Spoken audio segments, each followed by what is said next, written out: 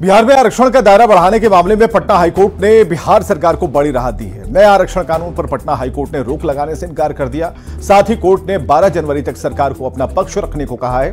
आपको बताएं कि हाल में सरकार ने आरक्षण का दायरा 75% तक करने का फैसला लिया था और राज्यपाल के हस्ताक्षर के बाद कानून भी बन चुका है। लेकिन एक याचिकाकर्ता गौरव कुमार और नमन सिंह ने सरकार के इस कानून को संविधान का उल्लंघन बताते हुए कोर्ट में चुनौती दी थी। और अधिक जानकारी दे रहे हैं संजय कुमार। बिहार सरकार द्वारा हाल ही में बिहार में आरक्षण का दायरा बढ़ाकर 75% कर दिया गया था। इस फैसले को पटना उच्च न्यायालय में चुनौती दी गई थी और आज पटना उच्च न्यायालय में इस पूरे मामले में सुनवाई हुई है। हालांकि अदालत ने इस कानून पर फिलहाल रोक लगाने से इनकार कर दिया है। हाईकोर्ट ने नीतीश सरकार को इस मामले में जवाब तलब किया है। राज्य सरकार से आगामी 12 जनवरी तक अपना जवाब दाखिल करने को कहा गया है। गौरतलब है कि पटना हाईकोर्ट में नए आरक्षण कानून को गैर संवैधानिक बताते हुए इस पर रोक लगाने की मांग की गई थी और इसी के तहत यह याचिका दायर की गई थी। अदालत ने कहा है कि फिलहाल इस कानून पर रोक नहीं लगाई जा सकती है।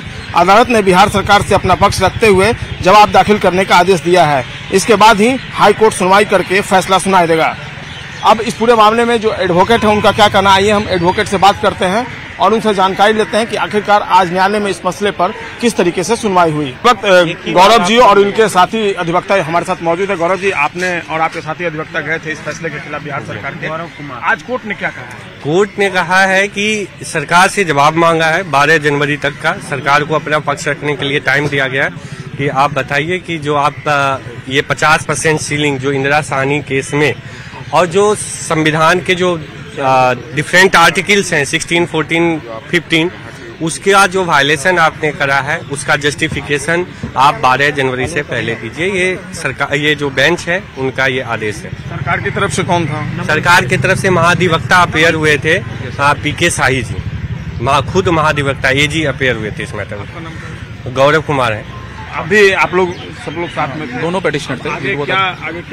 आगे state will file the state counter affidavit file करेंगे। उसके बाद आर्गुमेंट्स होगा स्टे में। We will argue on the merits of the case के स्टे होना चाहिए या नहीं। फिर इसको जो है मीडिया एक अलग तरीके से चला रही है क्योंकि सरकार की जीत है, ऐसा कुछ भी नहीं है। स्टेट का जवाब दायर हुए बिना जो है कि कोई भी एक्ट की वैलिडिटी एडमिट किया गया है। बस आज पेटिशन एडमिट हुआ। क्या नाम है? नमन सिंह। एक क्लेरिफिकेशन देना चाहूंगा कि मैंने जब पिटीशन फाइल किया था मुझे नहीं पता था ये पॉलिटिकल इशू बनेगा। हालांकि मैंने देखा जितने भी अखबार हैं, न्यूज चैनल चला रहे हैं और सारे नेता एक दूसरे के ऊपर आरोप प्रत्यारोप लगा रहे हैं कि हम किसी पॉलिटिकली मोटिवेटेड पर्सन है या किसी पॉलिटिकली सपोर्ट पर्सन है। ऐसा कुछ भी नहीं है। हम किसी भी पॉलिटिकल पार्टी से कोई मान्यता नहीं रखते हैं। हम इस बात का खंडन। आपको लगता है कि कॉन्स्टिट्यूशन का जो है हम उनका डिफेंडर है, कॉन्स्टिट्यूशन का डिफेंडर है और हम पढ़ते हैं कॉन्स्टिट्यूशन, हम प्रैक्टिस करते हैं। हमें पता है कि कॉन्स्टिट्यूशन प्रोविजन का वायलेशन हुआ है, उसी के आधार पर हम इस कोर्ट का दरवाजा खटखटाए। तो बिल्कुल आपने सुना जो रिजर्वेशन राज्य सरकार ने अभी लागू किया है और उसके अगेंस्ट में जिन अधिवक्ताओं ने कोर्ट में चुनौती दी है वो बता रहे हैं कि किस तरीके से इस पूरे मामले का वायलेशन हुआ है और इसीलिए इसका कोई पॉलिटिकल एजेंडा नहीं है। और उन्होंने तय कर दिया है कि कॉन्स्टिट्यूशन के वायलेशन के अगेंस्ट में वो कोर्ट में प्रे किए हैं। CWJC के तहत इस मामले में सुनवाई हुई है। देखना होगा इस पूरे मामले में आगे न्यायालय का क्या रुख होता है। कैमरा पर्सन मणिजू निजा के साथ संजय कुमार, न्यूज 18 पटना।